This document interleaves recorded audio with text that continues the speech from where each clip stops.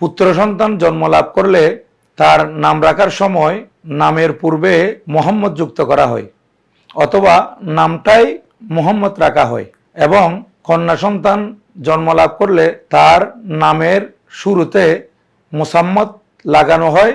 এই মহিলাদের বা কন্যা সন্তানের নামের শুরুতে যে মুসাম্মদ লাগানো হলো, এটার কোনো ফজিলত আছে কিনা আর না লাগালে কোনো সমস্যা আছে কিনা?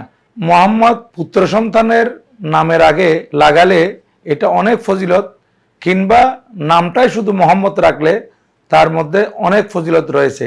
কারণ আমরা হাদিসে পাকের মধ্যে পাই, নবীজি ইরশাদ করেছেন, তোমরা আমার নামের সাথে নাম রাখো, অর্থাৎ আমার নামের সাথে মিলিয়ে তোমরা নাম রাখো। অপর একটি হাদিস যেটি কানজুল উম্মালের মধ্যে পাওয়া যায়, নবীজি সাল্লাল্লাহু আলাইহি ওয়াসাল্লাম ইরশাদ করেছেন, যে ব্যক্তি তার পুত্র সন্তানের নাম মোহাম্মদ রাখলো আমার মহব্বতের কারণে, কিয়ামতের দিন বাবা এবং পুত্র উভয়ে জান্নাত লাভ করবে। আলা হযরত ইমামে আহলে সুন্নাত ইরশাদ করেছেন, যারা নিজের পুত্র সন্তানের নামে মোহাম্মদ যুক্ত করবে কিংবা নামটাই মোহাম্মদ রাখবে, কিয়ামতের ময়দানে ফেরেশতারা বলবেন, যার নাম মোহাম্মদ বা আহমদ, তোমরা জান্নাতে চলে যাও। সুবহানাল্লাহ।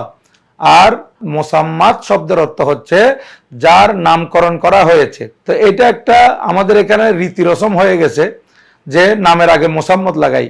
এটা লাগানোর মধ্যেও কোনো ফজিলত নাই, না লাগালেও কোনো সমস্যা নাই। আর যে সমস্ত পুত্র সন্তানের নামের শুরুতে মোহাম্মদ যুক্ত করা হয়েছে কিংবা নামটাই মোহাম্মদ রাখা হয়েছে, ওই পুত্র সন্তানকে নাম ধরে ডাকার সময় আদবের লেহাজ করতে হবে। ধন্যবাদ।